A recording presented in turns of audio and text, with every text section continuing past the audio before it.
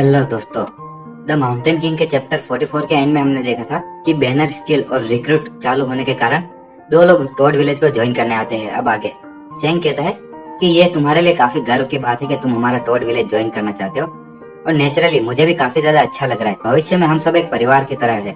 हम देखते कि वो दो लोग जो आए होते वो दोनों जुड़वा होते हैं। वो दोनों है ना चैंग को नमस्ते कहते हुए कहते हैं कि नमस्ते बिग बॉस। सिस्टम उन दोनों की इंफॉर्मेशन एक ही बार में दिखाती है कि लियाओ जिया और लियाओ ये दोनों की उम्र 27 साल और 29 साल है। चैंग कहता है कि वाह, सिस्टम की एक ही विंडो में मैं दो लोगों की इन्फॉर्मेशन देख पा रहा हूँ। ये तो काफी अच्छी बात है, और मुझे सिर्फ एक ही हीरो मिलना चाहिए था ना, तो मुझे दो मिले हैं। ये स्किल तो काफी अच्छी है। और क्या हो सकता है अभी मेरी रिक्रूट करने की स्किल थोड़ी लो लेवल की है, तो अगर भविष्य में वो स्किल ज्यादा लेवल की हो जाएगी तब मैं और भी ताकतवर लोगों को अपने इस बैनर की मदद से विलेज में बुला पाऊँ। आगे चैंग कहता है बटलर ह्यूम, इन दोनों है ना जुड़वा भाइयों को साइन कर लो, और आज से वो हमारे परिवार का एक हिस्सा है।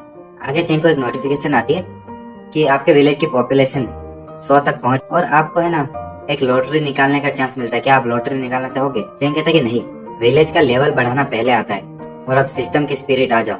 हम देखते कि सिस्टम उसके सामने आती है और कहती है दुनिया का चैनल बनाना कंप्लीट हुआ। आगे सिस्टम कहती है अब तुम है ना इस दुनिया में जो हीरो नहीं है ना उसे भी बुला पाओगे, लेकिन इससे है ना तुम्हें कम से कम 10,000 फेयर पॉइंट एक बार के लिए लगेंगे। चैंग कहता 10,000 फेयर पॉइंट, और आखिर मुझे अगले 10,000 फेयर पॉइंट इकट्ठा करने में अब कितना टाइम लगेगा? तो सिस्टम कहते चिंता मत करो, अगर तुम्हारी रेप्यूटेशन बढ़ेगी ना तो तुम्हारी ये पॉइंट्स को कलेक्ट करने की स्पीड भी बढ़ेगी।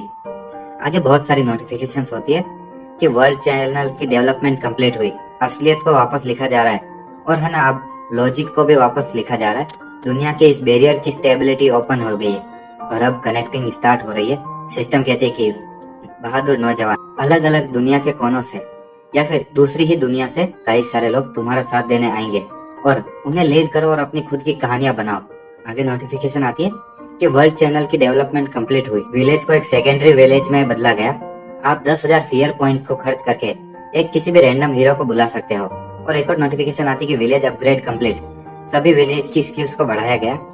हम देखते कि टॉड विलेज अब लेवल 3 का हो चुका है, और उसकी स्किल्स यूनिटी और हीलिंग है। और आगे और नोटिफिकेशन आती है कि विलेज का अपग्रेड कंप्लीट हुआ और मालिक का लेवल भी 1 बढ़ गया है।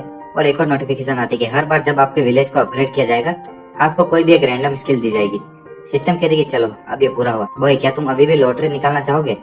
चैंग उसकी स्किल्स को देखते हुए कहता है कि आखिर एलोक्वेंट स्किल क्या है, और इस पे ऐसा क्यों लिखा है कि इससे मेरी बोलने की स्किल बढ़ गई है, और आखिर ये एबिलिटी करती क्या ये किसी से विवाद करने की एबिलिटी है या फ्रॉड करने की एबिलिटी, मतलब धोखा दे। आगे वो किसी का उदाहरण देते हुए कहता है कि ये तो बिल्कुल उस प्राइम मिनिस्टर जोगिया जैसा है जिसने की लड़ाई से पहले बोलना शुरू किया कि मैंने कभी भी इतना बहादुर इंसान नहीं देखा सामने वाले जनरल से, ऐसा कहता है। और अंत तक प्राइम मिनिस्टर जोगिया है ना बोलता ही रहा बिना रुके, और फिर वांग सिटू ने लड़ाई शुरू होने से पहले हार मान ली। तो क्या ये स्किल भी कुछ ऐसी है? सिस्टम कहती है ये तो निर्भर करता है कि तुम इस स्किल को कैसे यूज करते हो। तो क्या ये अच्छी स्किल नहीं है? तो चैंग कहता है कि मुझे एक हीरो बुलाना है, लेकिन 10,000 फेयर पॉइंट, ये सब तो मेरे सिर्फ डेवलपमेंट का ही खर्चा है। आगे वो कहता है कि चलो ये सब भूल जाओ और लॉटरी निकालो। सिस्टम कहती ठीक है, लॉटरी मशीन बाहर आओ। आगे हम टॉड विलेज के नीचे पहाड़ का सीन देखते हैं, जहाँ पर की यिंग सू की वही नौकरानी उस पहाड़ की तरफ जा रही होती है और मन में सोचती है कि हमारी यंग लेडी ने इस चीज के बारे में काफी सोचा, वो ये सब कुछ है ना इस लुटेरे के कारण ही तो कर रही थी, और अब कुछ हो गया है और इसलिए उन्होंने मुझे इस लुटेरे के पास वापस मदद के लिए भेजा है। आगे वो कहती है भले ही है ना वो काउंसलर यूंग की पूरी फैमिली खत्म हो चुकी है, लेकिन हमारी यंग मिस को है ना बहुत ज्यादा नफरत की जा रही है, और असलियत में तो ये हमारी मिस की गलती भी नहीं है। और आगे वो कहती है कि हमारे मास्टर ने भी यंग मिस को घर से बाहर निकाल दिया और उनको एक बस छोटा सा है ना फैमिली का रेस्टोरेंट दे दिया ताकि वो खुद को सपोर्ट कर सके। आगे वो जाते हुए कहती है कि हमारी यंग मिस एक प्रिंसेस है, और इसलिए उसे है ना अपने मुंह पर एक पर्दा रखना चाहिए। हमारा रेस्टोरेंट का बिजनेस काफी ज्यादा बेकार चल, और उस रेस्टोरेंट से हमारा काम नहीं चल सकता, और कई बार है ना कुछ बेवकूफ लोग आते हैं जो कि हमारे रेस्टोरेंट को बंद कराने के लिए प्रॉब्लम क्रिएट करते रहते हैं। और आगे वो ऊपर जाते हुए सोचते कि ये सब तो उसी लुटेरे की गलती है ना, लेकिन मुझे लेडी ने है ना उसे ढूंढने के लिए कहा है। क्या ये हो सकता है कि ये खतरनाक लुटेरा मेरी लेडी की कुछ मदद कर सके? आगे हम देखते हैं कि सिस्टम लॉटरी मशीन को पीछे से एक मारती है जोरदार, और उसमें से एक बॉल निकलती है। चैंग कहता है कि वाह ये तो एक गोल्डन बॉल है। सिस्टम कहती है ना बहुत अच्छी बात है ये तो। और हम देखते हैं कि उसमें से एक कुल्हाड़ी जैसा दिख रहा होता है। जब चैंग उस बॉल को हाथ में लेता है उसके हाथ में एक बहुत बड़ी कुल्हाड़ी आ जाती है जिसमें से कि आत्मा निकल रही हो ऐसा लगता है। चैंग कहता है कि वाह ये तो काफी अच्छा हथियार है, और उसे नोटिफिकेशन आती है कि आपको एक गोस्ट फेस एक्स मतलब कि भूत के चेहरे वाली कुल्हाड़ी मिली है और इसके लिए कॉन्ग्रेचुलेशंस। और इसका वजन 108 किलो है और इसे एक लेजेंडरी ब्लैक माजिया कुंड ने बनाया हुआ है। और चेंग है ना उस कुल्हाड़ी को ठीक से उठा नहीं पाता। वो कहता है ये तो बहुत भारी है। चेंग कहता है कि ये कुल्हाड़ी मेरे पास होने से मेरी ताकत तो बहुत ज्यादा बढ़ेगी, लेकिन प्रॉब्लम ये है कि मैं इसे उठा नहीं सकता। ये तो बिल्कुल ऐसा लग रहा है जैसे अब मुझे है ना अपनी ताकत बढ़ाने का कोई रास्ता ढूंढना होगा।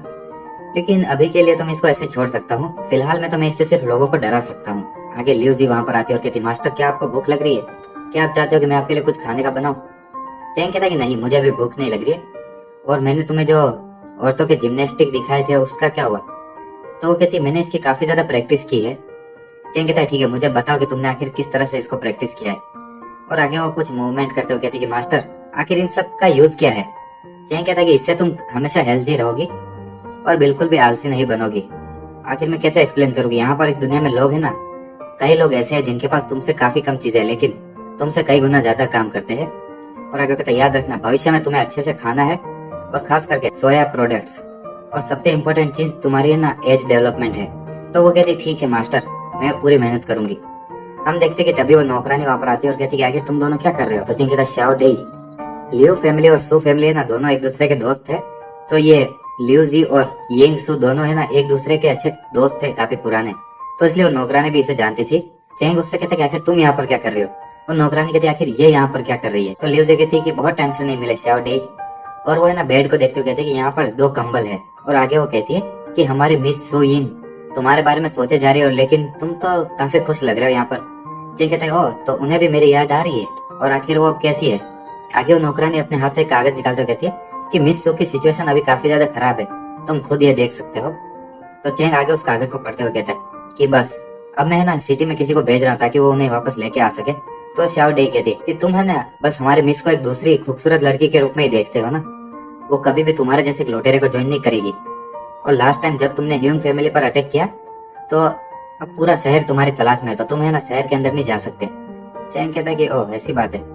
आगे सिस्टम कहती है कि यंग मिस का तीसरा मिशन एक्टिवेट हो चुका है। आपको मिस सू यिंग को रेस्टोरेंट चलाने में मदद और शहर में सबसे अमीर बनाना है। आगे चैंग कहता है लियो जी तुम जाओ और बटलर ह्यूंग और उन दोनों जुड़वा भाइयों को लेकर आओ। लियो जी कहते ठीक है मास्टर। आगे चैंग शाओ डे की तरफ देखता और उसकी तरफ बढ़ने लगता है। वो कहते कि लुटेरे आखिर तुम क्या करने की कोशिश कर रहे हो? चैंग उसके पास में जाते हुए कहता कि शाओ डे। तो वो नौकरानी सोचती है तो इसलिए इसने है ना लियो जी को बाहर भेज दिया ताकि ये मेरा फायदा उठा सके। आखिर इस बुरे आदमी ने अपना असली कलर दिखाई दिया। चैंग उसे ना कुछ चांदी के सिक्के देते हुए कहता है कि ये रखो और अपने लिए कुछ नए कपड़े खरीद लेना। और हाँ यहाँ पर जो भी हो रहा है ना इसके बारे में तुम्हारी उस मिस को मत बताना। और वो चांदी के सिक्के लेती है और राहत की सांस लेती है। आगे बटलर ह्यूंग और वो दोनों जुड़वा भाई आते हैं। चैंग कहता है कि आखिर हमारे पास इस विलेज में अभी कितना पैसा है? बटलर कहता है कि हमारे पास 122 सिल्वर है। चैंग कहता है कि ठीक है इसमें से 100 सिल्वर शाओ डे को दे दो। वो कहते कि ये तो कुछ ज्यादा ही नहीं है। चैंग कहता है कि इसे ले जाओ और बटलर ह्यूंग के साथ जाकर ये सब ले आओ। और है ना वहाँ पर हमारे वेयर हाउस में काफी ज्यादा कपड़े और जरूरत का सामान भी है, तुम है ना ये सब यहाँ से ले जाओ और यंग मिस को दे देना। आगे कहते हैं तुम दोनों तुम्हारे सिर पर तो कोई इनाम नहीं है ना? तो वो दोनों कहते हैं सॉरी हम दोनों भाइयों ने अभी तक कुछ है ना क्राइम किए नहीं है, लेकिन आप चिंता मत कीजिए, अब हमें जब भी मौका मिलेगा हम कुछ ऐसा गुनाह करेंगे ना जिससे कि सभी लोग डर जाएंगे। चैंग कहता है कि सिस्टम क्या तुम्हें सच में लगता है कि इन दोनों का दिमाग ठिकाने पर है? चैंग कहता है कि मैं तुम्हें लुए सिटी में किसी को है ना बचाने के लिए असाइन कर रहा हूँ और वो है ना भविष्य में मेरी बीवी होने वाली है। तो वो दोनों जुड़ा भाई कहते चिंता मत कीजिए बॉस, हम आपकी बीवी को किसी भी तरह का नुकसान नहीं पहुंचने देंगे। चैंग कहता है तो अगर कोई तुम्हारी भविष्य की होने वाली सिस्टर इन लॉ को तंग करेगा तो तुम क्या करोगे? तो वो दोनों भाई कहते कि हम लोग तो चैंग कहता है कि तुम उनका है ना शरीर निचोड़ कर उनका खून पूरी तरह से निचोड़ डालोगे। तो वो दोनों भाई कहते लेकिन क्या उन्हें मारना काफी नहीं होगा? आगे हम रात का सीन देखते जहाँ पर चैंग ने है ना लियो जी को कुछ पेपर और इंक लाने के लिए कहा और उसने अपना एक बिजनेस एक्सपीरियंस लिखना स्टार्ट किया जो कि दूसरी दुनिया से उसे मिला था और अलग अलग चीजों के आइडिया देने लगा ताकि शाओ डे है ना वो ले जाकर यिंग सू को दे सके। लेकिन उसे इस दुनिया की भाषा ठीक से नहीं आती तो उसने लियो जी को है ना ये लिखने के लिए कहा। अगले दिन हम देखते कि शाओ डे वो सारे गिफ्ट लेकर वापस चली गई और चैंग खुद उसे है ना लियो सिटी के गेट तक छोड़ने गया था। और इसी के साथ हमारा चैप्टर 46 भी यहीं खत्म होता है। अगर आपको वीडियो पसंद आए तो लाइक शेयर एंड सब्सक्राइब कर दीजिएगा। मैं डेली ऐसी वीडियोस लाता रहूंगा।